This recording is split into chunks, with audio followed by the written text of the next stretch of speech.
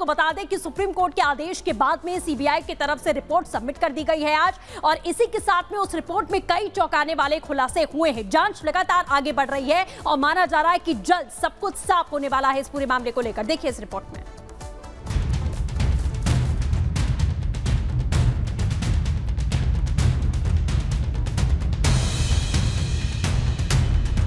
Kolkata rape murder कांड का सच निकालने के लिए सीबीआई की टीम ने इस घटना से जुड़े सभी संदिग्धों की पहचान कर ली है। सूत्रों का दावा है कि अब सीबीआई इन्हीं संदिग्धों के आसपास अपनी जांच को समेटने वाली है।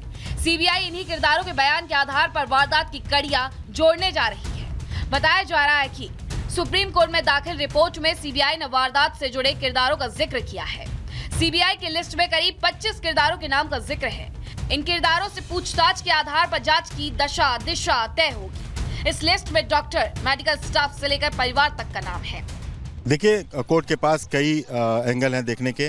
पहली दो बात जिसमें उसने जवाब मांगा था कि सीबीआई की जांच किस दिशा में जा रही है, सीबीआई कौन से आखिर आगे क्या क्या कर रही है। दूसरी, जो 7000 लोग घुसे थे उस 14-15 की रात में और उस हॉस्पिटल में जिन्होंने एविडेंस को नष्ट किया, उन पर राज्य सरकार ने क्या कार्रवाई की। ये दोनों रिपोर्ट सीलबंद रिपोर्ट है। कहाँ डायरेक्शन देने की जरूरत है, क्या सीबीआई जाँच सही दिशा में जा रही है कि नहीं, सीबीआई आगे किससे पूछताछ करेगी, ये वो सब सीक्रेट वो सीलबंद लिफाफे में है। 9 अगस्त को हुई इस दर्दनाक वारदात की जांच पहले कोलकाता पुलिस कर रही थी, लेकिन कोलकाता पुलिस की जांच पर ना तो पीड़ित परिवार को भरोसा था, ना ही प्रदर्शन कर रहे डॉक्टर को। सो कलकत्ता हाई कोर्ट ने इसकी जांच सीबीआई को सौंप दी। अब सीबीआई इस केस में पड़ते उधेड़ रही है अपने।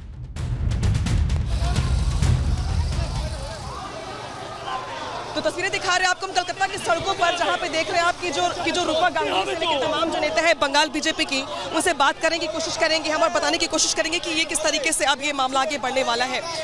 रूपा जी, जिस तरीके से आप लोग आगे बढ़ रही हैं, बहुत लंबा चल चुकी हैं आप लोग, मैं तब से देख रही हूँ। आज का मुद्दा, आज की मांग सुप्रीम कोर्ट की सुनवाई के साथ क्या बदल जाएगी, या लग रहा है आपको कि अब न्याय मिल पाएगा बंगाल की बिटिया को? सुप्रीम कोर्ट की बात आज पूरे देश भर में जनता के कान में गूंजेगी और देश भर में लोग इस घटना का बहुत दुख के साथ ये घटना के लिए शोक पालन करेंगे। न्याय मिल पाएगा? न्याय होगा, न्याय जरूर होगा। सुप्रीम कोर्ट ने हवाले की गई, लापरवाही की गई, पोस्टमार्टम में लापरवाही की गई, अंतिम संस्कार जल्दबाजी में कर दिया गया। हाँ, मैं मानती हूँ कि डायरेक्ट एविडेंसेस खत्म हो चुकी है, लेकिन ये एक बहुत बड़ा कॉन्स्पिरेसी का पार्ट है। ये बहुत साफ नजर आ रहा है और ये सुप्रीम कोर्ट के नजर में जरूर पड़ेगी। कौन तक जा पाएंगे? कोशिश करेंगे। तैयारी भी है? हाँ है, लड़ेंगे, मार खा चुके हैं बहुत बार। रूपा गांगुली है जो लगातार पैदल चल रही है, देख रहे हैं आप, इनके साथ साथ जो तमाम अबनित्रा पॉल हो चाहे वो पीछे जो तमाम बंगाल बीजेपी के लीडर्स हो, सभी आगे आगे चल रहे हैं। सबकी ओर से ये प्रयास है कि स्वास्थ्य भवन तक आगे जाए। हालांकि आगे जो फोर्सेस हैं उनकी भी तैनाती कर दी गई, स्वास्थ्य भवन से लेकर के स्वास्थ्य भवन के चौराहे तक। यहाँ पे देख रहे हैं आपकी बीच बीच में सिक्योरिटी के जो जवान है आपको दिख रहे होंगे। देखिए जिस तरीके से बड़ी बात यहाँ पर ये कि सुप्रीम कोर्ट में भले ही यहाँ पे मामला टल गया और 5 अगस्त के लिए न्याय को लेकर के तमाम बहुत सारी बातें कही जा रही है, क्योंकि एविडेंस के साथ छेड़छाड़ किया गया है। सुप्रीम कोर्ट ने भी ये माना है कि लापरवाही की गई है, लेकिन कलकत्ता की सड़कों पर जिस तरीके से हम रोष देख पा रहे हैं लोगों का, जिन रास्तों से होकर के गुजर रहे हैं हम, ये वो रास्ते हैं जहां पर कहा जाता है कि कलकत्ता अपने कल्चर के लिए जाना जाता है, अपनी संस्कृति के लिए, अपने रहन सहन, खान पान, अपनी परंपरा, अपने पहनावे के लिए जाना जाता है।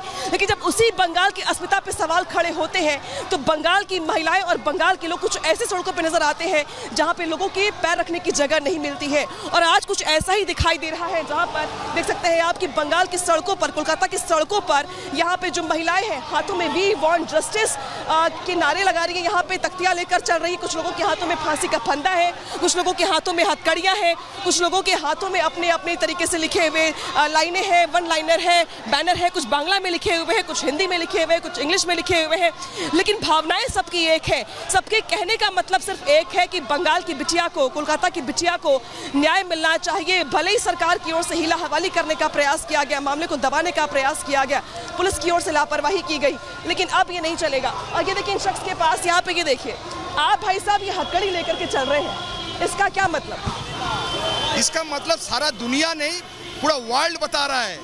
ये डॉक्टर सिस्टर जो है, जो गुजर गई है, उनका सजा कड़ी से कड़ी सजा होना चाहिए कि आगामी दिन, आने वाले दिन कोई भी बहनों के ऊपर, माताओं के ऊपर, नारी शक्ति का ऊपर हाथ देने के लिए लाख बार सोचना पड़े।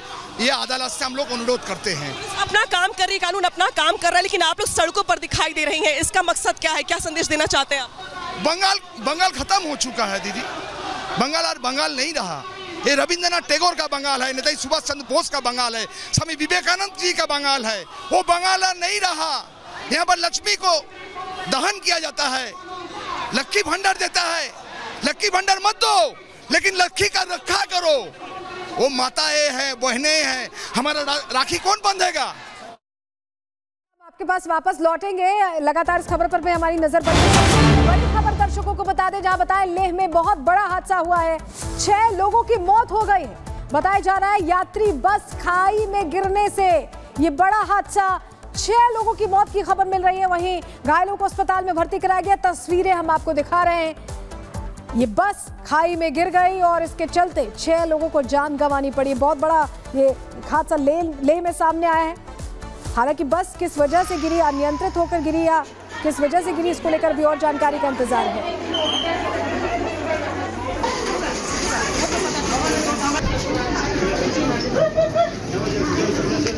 देने के लिए तैयार है।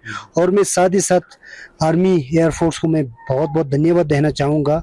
उन्होंने एकदम 5-6 हाली एकदम यहाँ से दुर्गो की तरफ मूव किया। उन्होंने एकदम इमीडिएटली यहाँ के ले लिफ्ट किया था और GH हॉस्पिटल में, उसके बाद यहाँ SNM हॉस्पिटल में रिफ़र किया था। तो मैं आर्मी और एयरफोर्स को बहुत बहुत धन्यवाद देना चाहूँगा। अगर ये आज के डेट पे इस तरह हाल ही नहीं होता। भव्य आतिथ्य सत्कार और मित्रता भरे शब्दों के लिए मैं प्रधानमंत्री टूस्क का हृदय से आभार व्यक्त करता हूं। आप लंबे समय से भारत के अच्छे मित्र रहे हैं। भारत और पोलैंड की मित्रता को मजबूत करने में आपका बहुत बड़ा योगदान है। फ्रेंड्स, आज का दिन भारत और पोलैंड के संबंधों में विशेष महत्व रखता है। आज 45 साल के बाद किसी भारतीय प्रधानमंत्री ने पोलैंड का दौरा किया है। मेरे तीसरे कार्यकाल की शुरुआत में ही मुझे यह सौभाग्य मिला है। इस अवसर पर मैं पोलैंड की सरकार और यहाँ के लोगों का विशेष आभार व्यक्त करता हूं। आपने 2022 में यूक्रेन कॉन्फ्लिक्ट में फंसे हुए भारतीय स्टूडेंट्स को निकालने के लिए जो उदारता दिखाई, उसे हम भारतवासी कभी नहीं भूल सकते।